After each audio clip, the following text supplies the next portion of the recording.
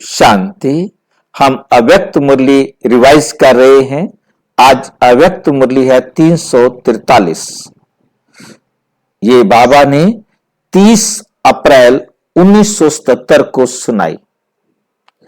Highest authority की स्थिति का आधार, हाईएस्ट अथॉरिटी की स्थिति मतलब सबसे ऊंची जो अवस्था है, आधिकारिक अवस्था है, उसका आधार है कंबाइंड रूप की स्थिति।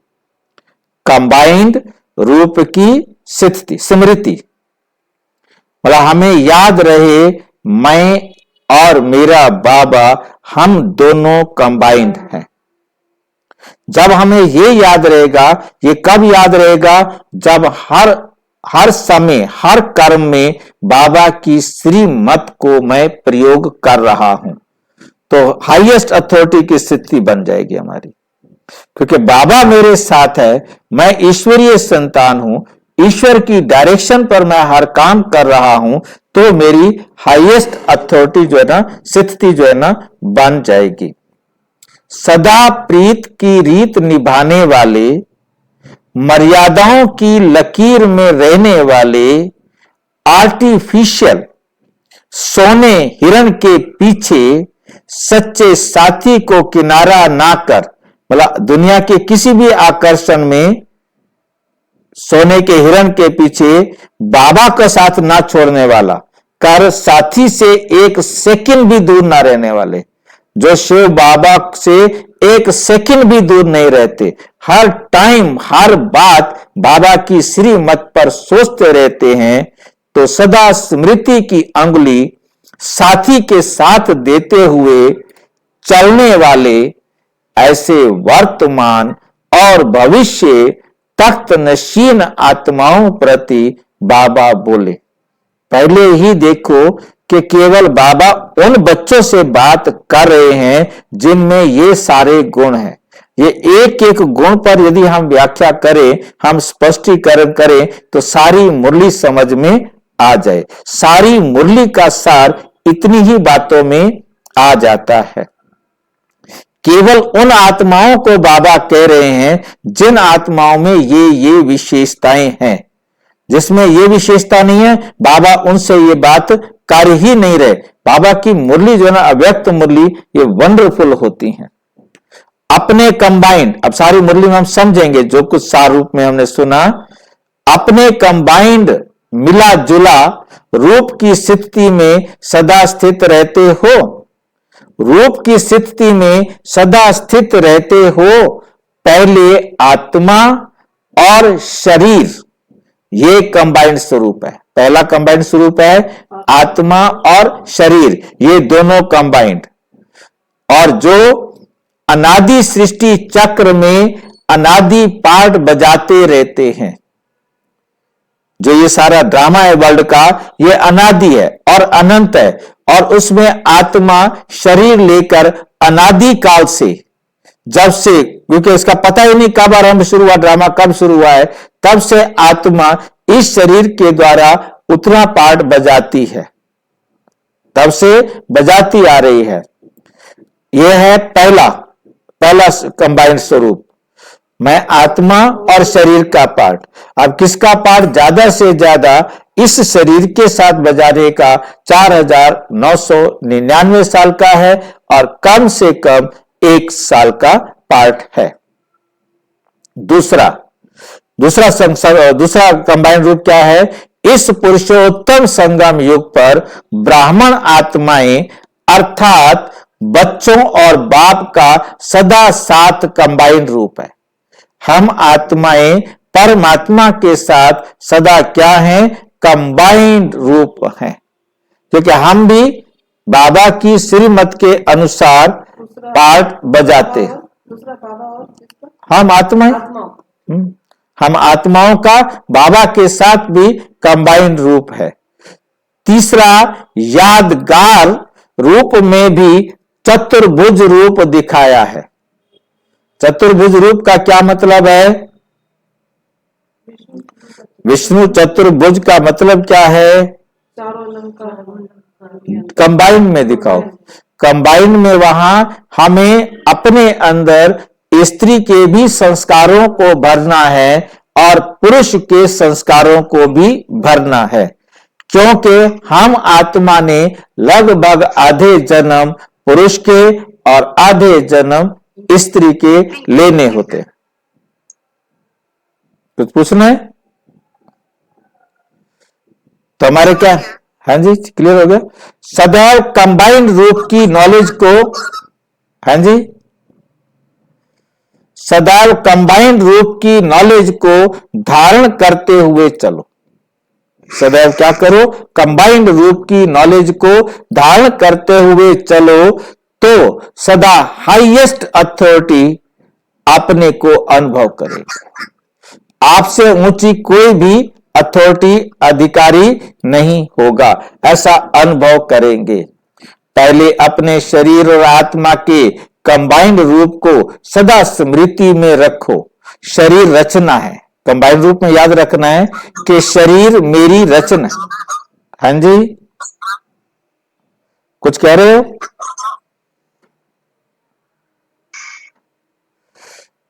शरीर मेरी रचना है और आत्मा जो है रचता है। हम कंबाइंड हैं, परंतु मैं रचयिता हूं और ये शरीर जो है मेरी रचना है।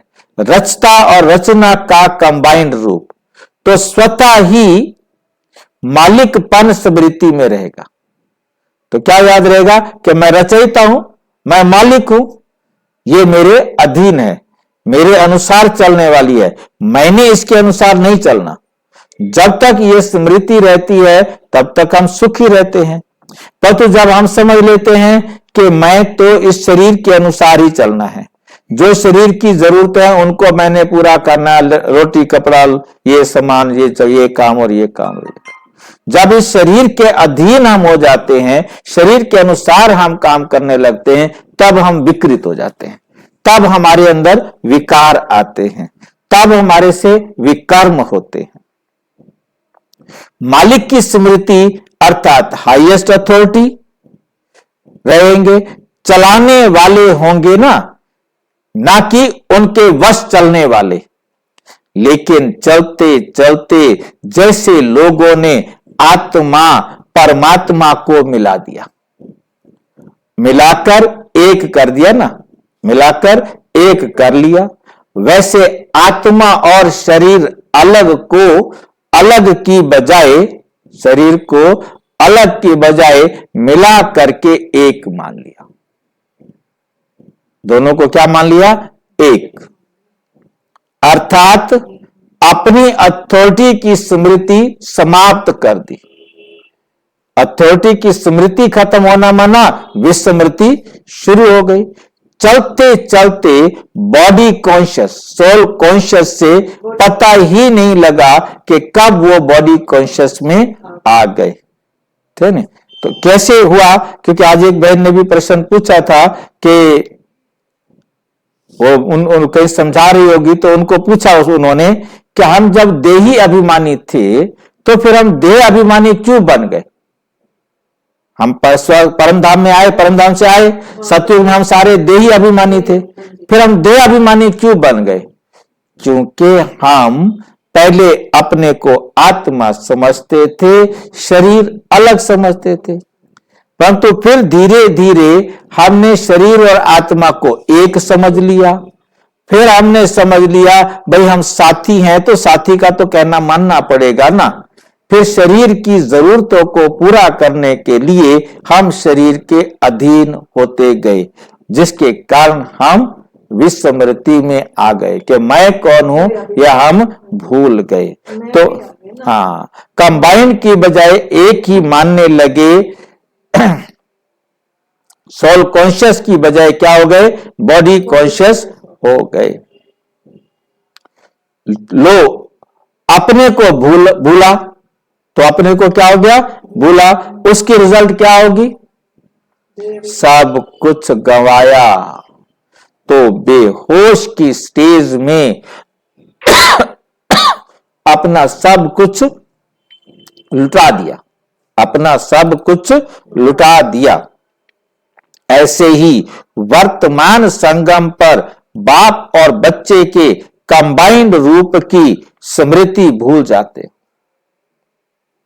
कंबाइंड रूप की स्मृति भूल जाते हो तो हाईएस्ट अथॉरिटी के बदले अपने को निर्बल, शक्तिहीन, उदास, ओझी हुई आत्मा व वशीभूत हुई आत्मा अनुभव करते हो। कंबाइंड रूप की स्मृति समर्थी लाती है। जब समझते हो कि मैं आत्मा रचयिता हूं, ये शरीर मेरी रचना है, तो आपके अंदर होती है समर्थी। और जैसे जैसे समझा देह हूं मैं, तो हो जाते हैं असमर्थ, कैसे करूं। ठीक है ना। हाँ, विस्मृति से असमर्थ हो जाते हैं। किसी भी प्रकार के माया के विघ्नों को कंबाइंड रूप की स्मृति से सामना करने की अथॉरिटी ऑटोमेटिकल अनुभव करते हो। चाहे स्वयं कमजोर आत्मा भी हो, लेकिन बाप के साथ के कारण सर्वशक्तिवान के संग व स्मृति से मास्टर सर्वशक्तिवान अनुभव करते हो। और जब आप, क्योंकि अब हम तो कमजोर हो गए थे, अब हम कमजोर से शक्तिशाली कैसे बने, ठीक है ना। तो जैसे कोई थानेदार के साथ चल रहा हो तो उसके अंदर ताकत आ जाती है ना। मैं किसके साथ चल रहा हूं, ठीक है ना। कि कोई मिनिस्टर के साथ चल रहा हो, राष्ट्रपति के साथ चल रहा हो, तो उसके अंदर एक ताकत होती है। तो हम किसके साथ चल रहे हैं, शिव बाबा के साथ। हमने शिव बाबा की उंगली पकड़ रखी है, तो हमारे पास कितनी ताकत। अब जब हम शिव बाबा की उंगली पकड़ कर चलते हैं, तो हम अपने आप को शक्तिशाली बना लेते हैं, तो हमारी चढ़ती कला शुरू हो जाती है।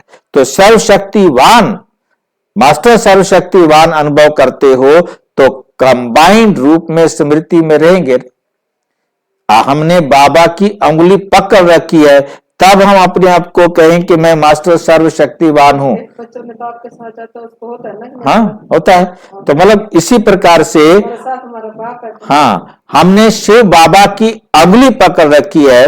जब हम ऐसे चल रहे होंगे तो हमारे अंदर भी क्या होगा, नशा होगा, ठीक है। हमारे अंदर भी नशा होगा, हमारे अंदर भी ताकत होगी। हम किसी गलती की तरफ जा ही नहीं सकते। मेरे साथ है। सदा स्मृति में रहेगा अलंकारी स्वरूप माया जीत की निशानी है।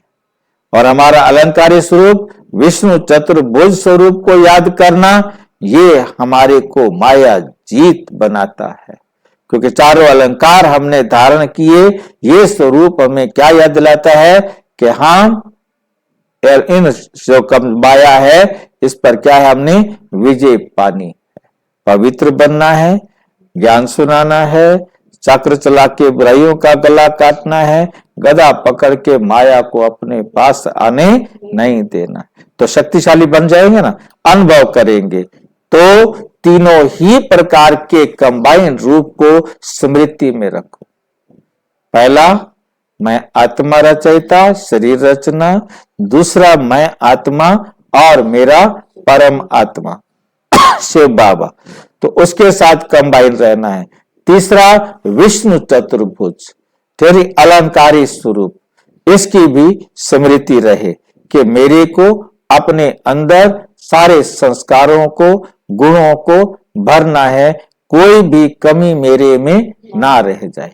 कि मुझे आगे कब क्या बनना है, विष्णु चतुर्भुज बनने का मतलब चारों अलंकार धारण कर लिए, हमने बन गए, तो उसका मतलब क्या होगा, हम या तो नारायण बनेंगे या हम लक्ष्मी बनेंगे। हमें आधे जन्म नारायण बनना है, आधे जन्म लगभग लक्ष्मी बनना है।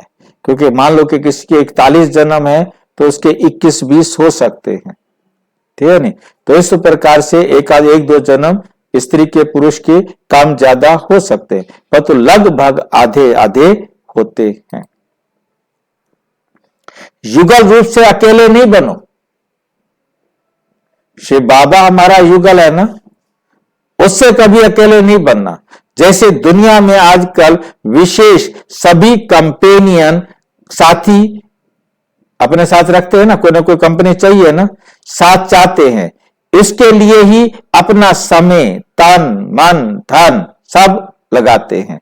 तो आपको बाप जैसा कंपेनियन और कंपनी सारे कल्प में मिलेगी? नहीं मिल सकती, होती ही नहीं है, मिलेगी कहां से? केवल इसी समय ही ऐसा कंपनी हमें मिलता है। लेकिन लौकिक में कंपेनियन धोखा भी दे सकते हैं, कोई भी कंपेनियन हो, माँ हो, बाप हो, भाई हो, बहन हो, पति हो, पत्नी हो, दोस्त हो, कोई भी हो, जिनको बना लो कंपेनियन, वो कभी भी धोखा दे सकते हैं, दुख भी देते हैं, मूड भी बदलते हैं, कभी हंसेंगे कभी रुलाएंगे। लेकिन अलौकिक कंपेनियन तो सदा हर्षाते हैं। शिव बाबा तो सदा हर्षाता है, कब मूड ऑफ नहीं करते। शिव बाबा हमारा कभी मूड ऑफ नहीं करते, धोखे से बचाते हैं, सदा एक का 1000 गुना देने वाला दाता है, एक का 1000 गुना देने वाला दाता है। बाबा की लाइन को पकड़ लेते, बाबा की लाइन को पकड़ लेते हैं कि बाबा हमें बचाता है, एक का 1000 गुना देता है, कह तो रहा है बाबा, परंतु वो देता किसको है?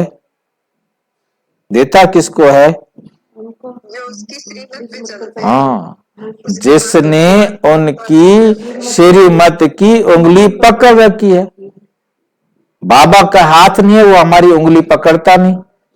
मुझे तो आता है कि आजकल के माँ बाप देखो अपने बच्चों की उंगली पकड़ कर चलते हैं, बच्चे नहीं पकड़ते, बच्चे तो छोड़ दो हमें, पर तो माँ बाप पकड़ के चलते। और हमारा बाबा ऐसा है, वो हमारी उंगली नहीं पकड़ता। पकड़नी है तो तुम पकड़ो, नहीं पकड़नी तो मत पकड़ो, उसे कोई परवाह नहीं है, एकदम बेपरवाह है, जरा भी हमारी चिंता नहीं करता कि बच्चे बिगड़ जाएंगे, खराब हो जाएंगे, इनकी उंगली पकड़ लो।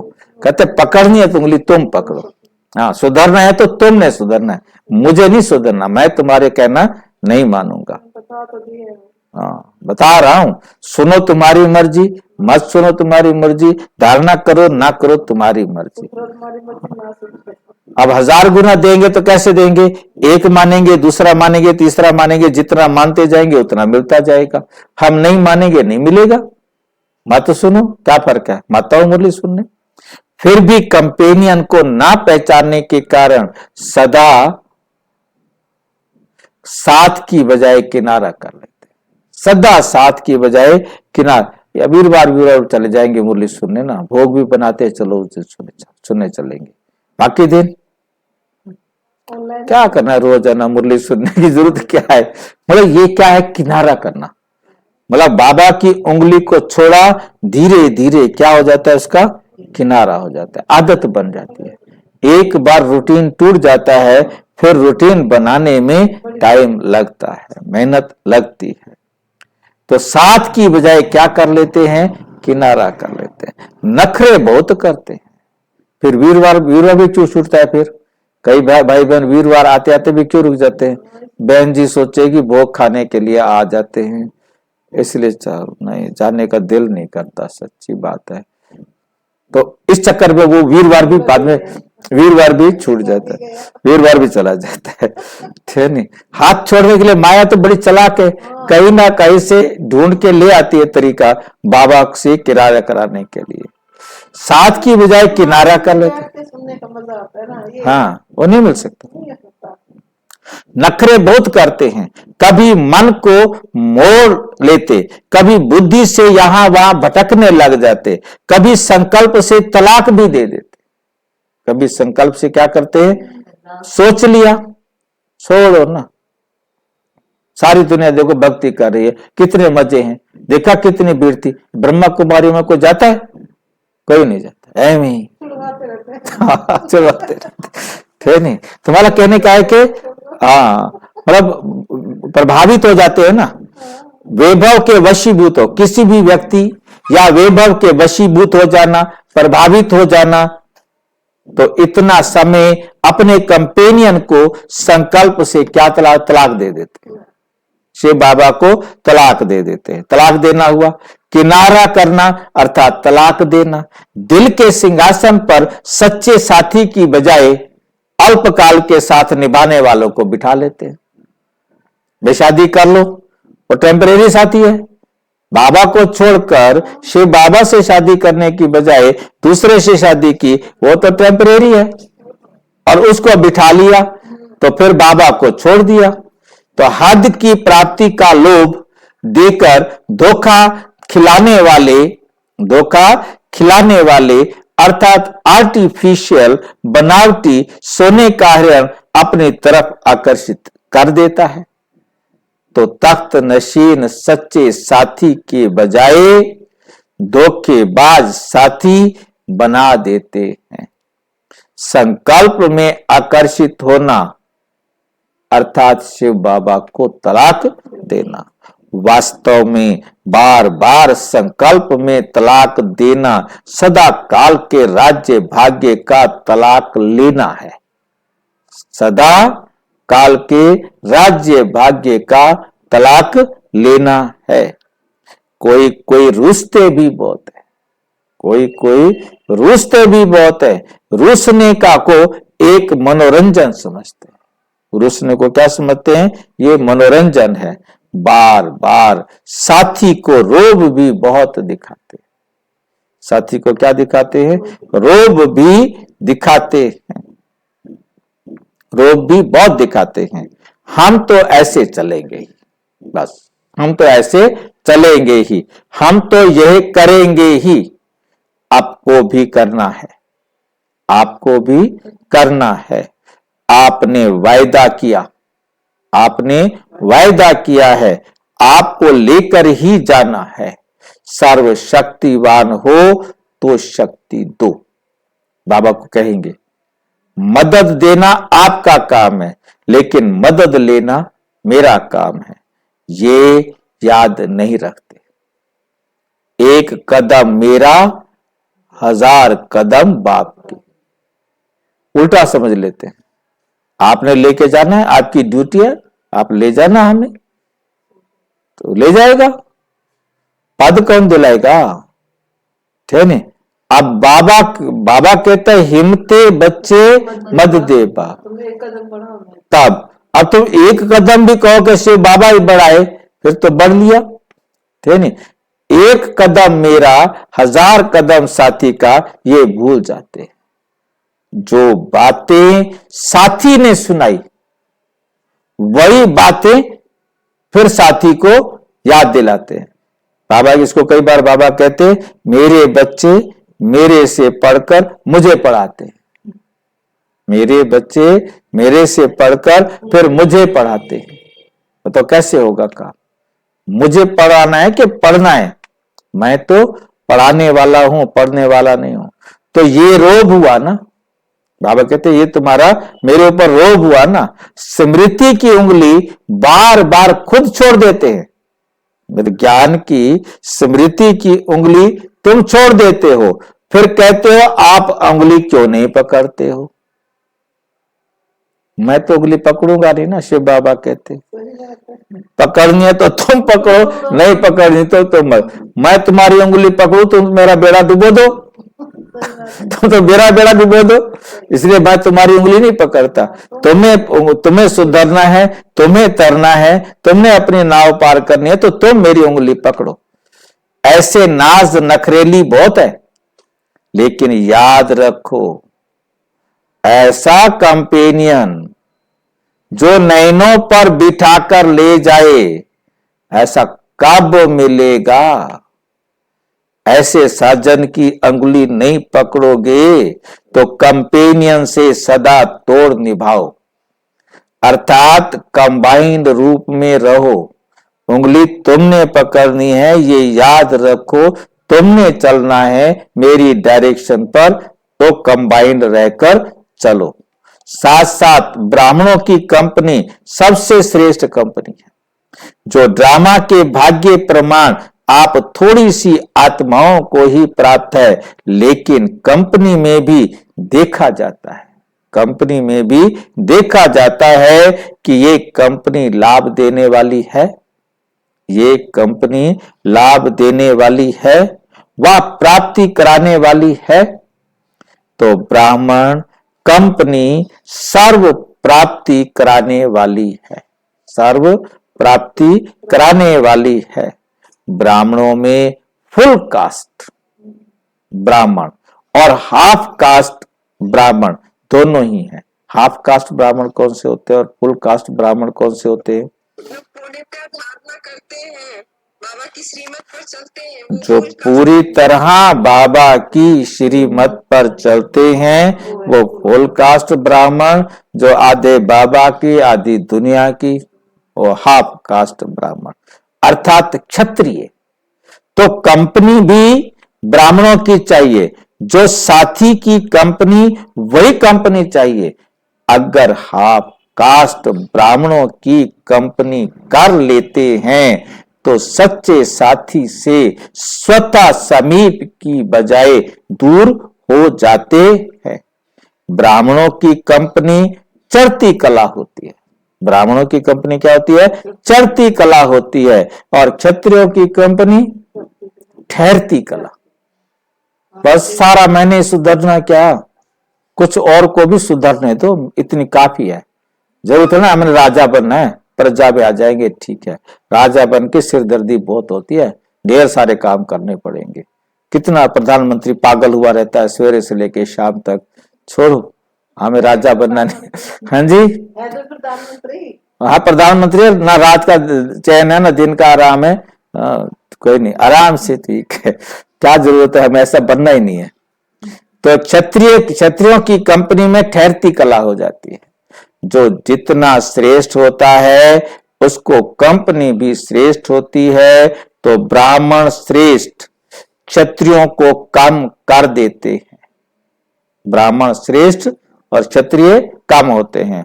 जो कंपनी साथी को मंजूर नहीं, जो कंपनी मेरे साथी को मंजूर नहीं, वफादार साथी कभी ऐसी कंपनी नहीं करेंगे। ऐसे नहीं कहना क्या करें, कंपनी तो चाहिए, लेकिन कौन सी कंपनी चाहिए ये भी सोचना है। तो सदा कंपेनियन और कंपनी को समझकर साथ निभाओ। सदा कंपेनियन से प्रीति की रीति निभाओ। प्रीत की रीत क्या होती है? कहना मानना। प्रीत की रीत है कहना मानना। कहना कब नहीं मानते? जब प्यार खत्म हो जाता। प्यार जितना खत्म होता जाएगा उतना कहना नहीं मानेंगे, कहना नहीं मानेंगे, मतलब जरा भी कहना नहीं मानेंगे। तो हमें बहुत अच्छी तरह से याद रखना है कि प्रीत की रीत का मतलब है हम बाबा का कहना माने।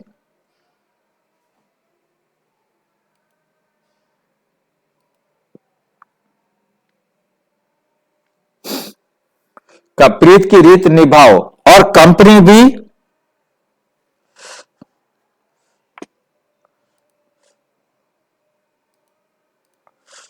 कंपनी चाहिए ना हमको। कंपनी चाहिए, ये भी सोचना तो सदा कंपेनियन और कंपनी को समझ कर चलना है। कंपेनियन और कंपनी को समझ कर साथ निभाओ। कंपेनियन से प्रीत की रीति निभाओ, और कंपनी में क्या होगा?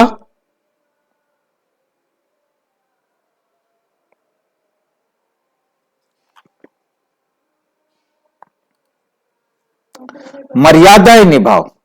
जो हमारा साथी है हमने उसके द्वारा मर्यादाओं को पूरी तरह निभाना है, पूरी तरह मर्यादाओं को निभाना है।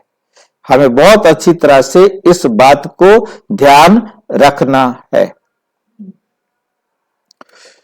निभाओ, समझा, इसको ही कहा जाता है कंबाइंड रूप। इसको ही बाबा कहते यह है कंबाइंड रूप। आप मर्यादा से उनके साथ निभाते हैं। स्मृति में हाईएस्ट अथॉरिटी की क्या चाहिए? स्थिति। हाईएस्ट अथॉरिटी की स्थिति में रहना। अच्छा, सदा प्रीत की रीत निभाने वाले, नमस्ते भी बाबा चुन चुन के करते हैं।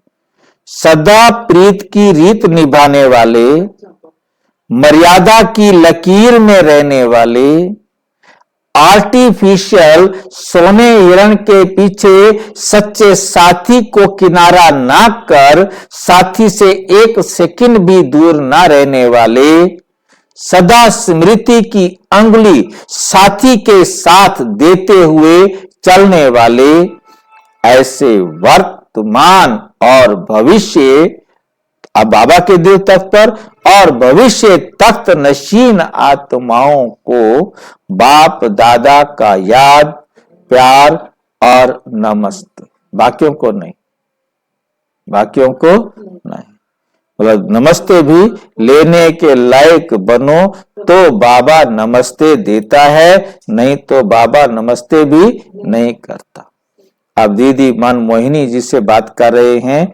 इस बार ड्रामा अनुसार पुरानों से मिलने का पार्ट ना चाहते भी हो गया है। लाइट समझ में आई है?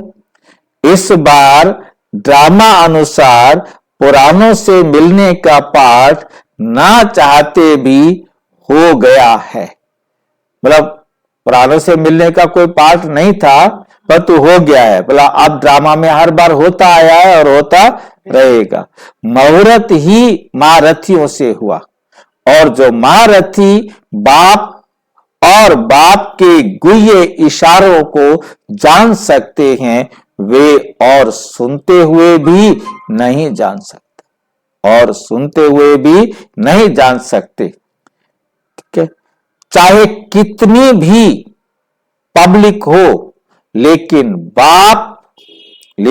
बाप पब्लिक में भी पर्सनल मुलाकात भी करते हैं, लेकिन गुह्यता के रहस्य को समझ नहीं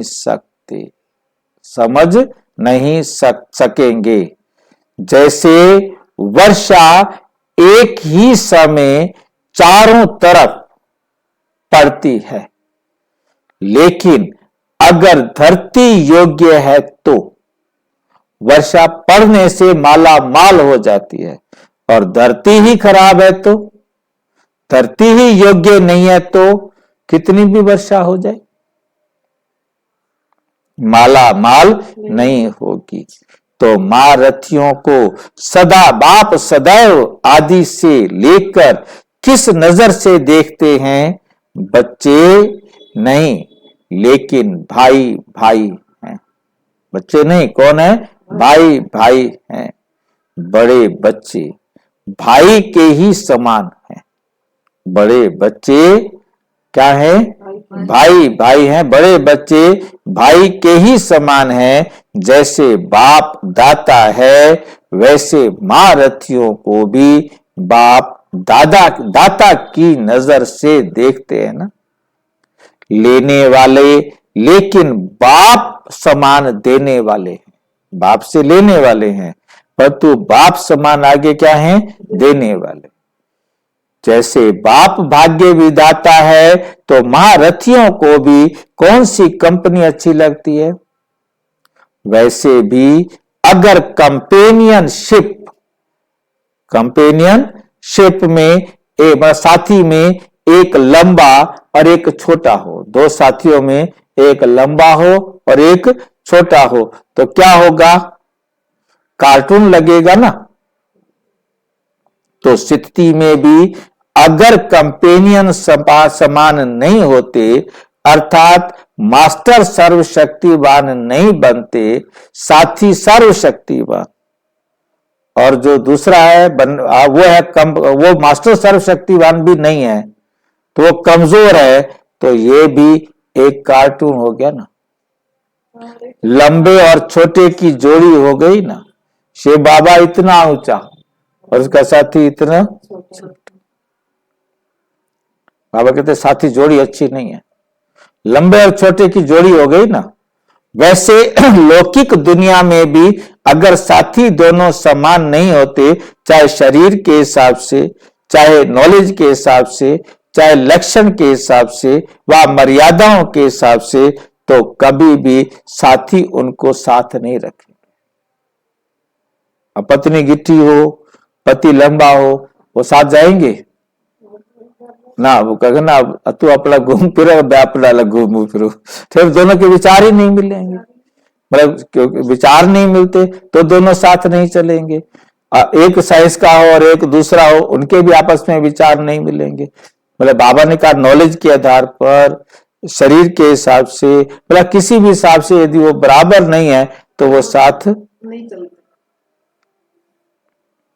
साथी उनको साथ नहीं रखेंगे, किनारे रख देंगे, दुनिया के आगे उसको नहीं लाएंगे।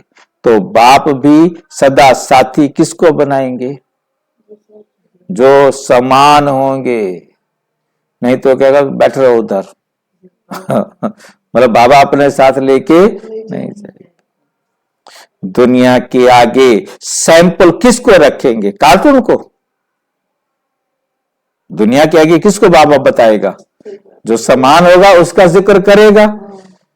तो महारथी अर्थात समान साथी, ऐसे साथियों को ही हर कार्य में बाप साथ रखते व और ही आगे रखते।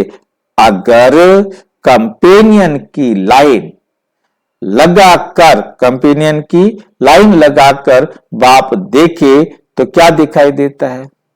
अपने जितने साथी है उनको लाइन में लगाकर देखे तो बाबा कहते क्या लगता है, क्या दिखाई देता होगा, कैसी सीन लगती होगी। लेकिन फिर भी बाप सागर होने कारण जैसे भी है समा लेते हैं। सागर में तो सब समा जाते हैं ना, लेकिन नंबरवार तो कहेंगे ना।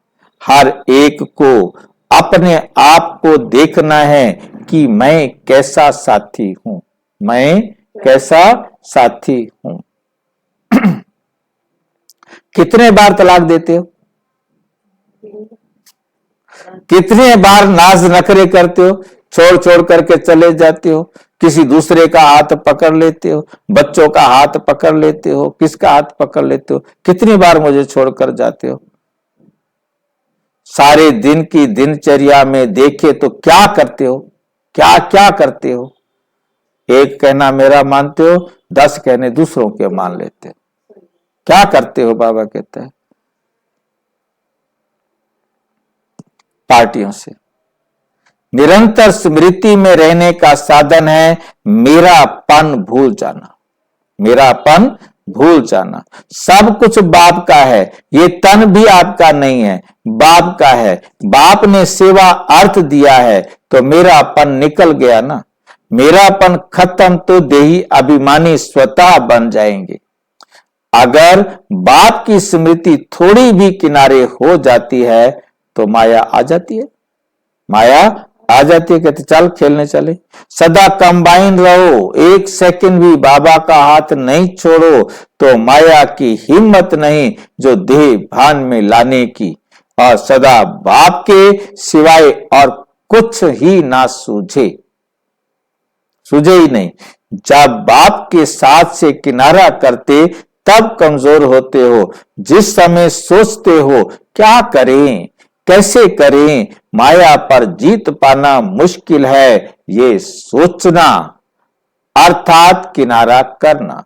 सर्वशक्तिवान बाप साथ हो तो क्या ये संकल्प आ सकता है? माया बाप से अलग किरार कराने के लिए भिन्न भिन्न रूप से आती है। माया क्या करती है? भिन्न भिन्न रूप से किनारा करने के लिए आती है। मैं नहीं कर सकता, मैं कमजोर हूं। मैं क्या हूं? कमजोर हूं, मैं नहीं कर सकता। ये संकल्प आता है, ये कमजोरी के संकल्प है ना। माया रावण, माया रावण की सेना क्या करती है? माया रावण की सेना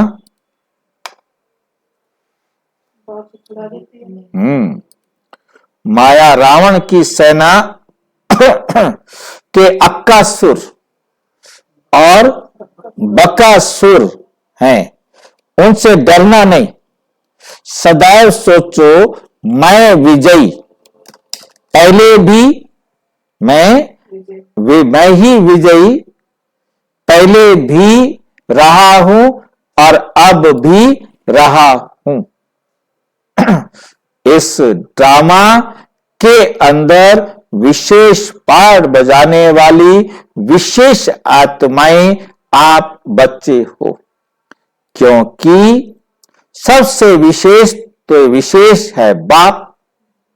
बाप के साथ पार्ट बजाने वाली आत्माएं, बाप के साथ पार्ट बजाने वाली आत्माएं ऑटोमेटिकली विशेष होंगी। ऑटोमेटिकली क्या होंगी? विशेष होंगी।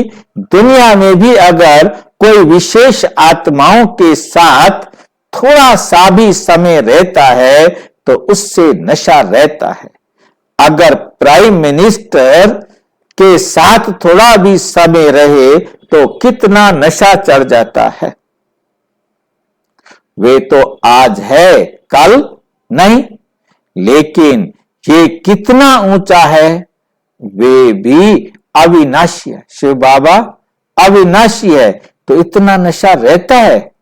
सदा एक रस नशा, मैं बाबा का, बाबा मेरा। बाप सदा सागर और साथ सागर और दाता, तो बच्चे भी सागर और दाता हो। जैसे बाप है वैसे बनो, ठीक है। बाबा मदद करो ये भी नहीं।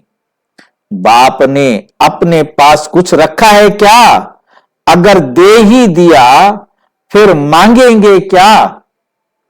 जन्मते ही बाप ताज तख्त तिलक, ताज तख्त तिलक सब दे देता है, फिर मांगे क्यों? सदैव ये सोचो कि हमारे जैसे खुश नसीब कोई नहीं, ना हुआ है और ना होगा, तो सदा झूमते रहेंगे। ताज तख्त तिलक क्या?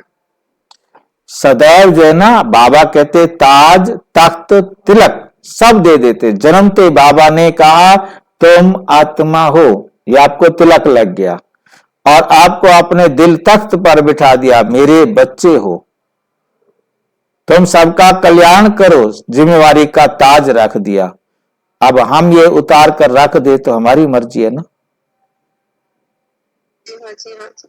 जन्मते दिया ना, तीनों चीजें, नौकरी दे दी, तीनों चीजें बना दिया। अब फिर मांगे क्यों, मांगते क्यों हो? सदैव ये सोचो कि हमारे जैसा खुश नसीब कोई नहीं, ना हुआ है ना होगा, तो सदा झूमते रहेंगे। कर्म योगी का फल है सहज योग। जो कर्म योगी होगा ना, वो हमेशा सहज बाबा की स्मृति में रहेगा। और खुशी, जो कुछ करता उसका प्रत्यक्ष फल, क्योंकि सहज योगी है, बाबा की श्रीमत पर काम कर रहा है, फिर वो जो भी काम कर रहा है तो उसको क्या मिल रही है? साथ के साथ खुशी भी मिल रही है।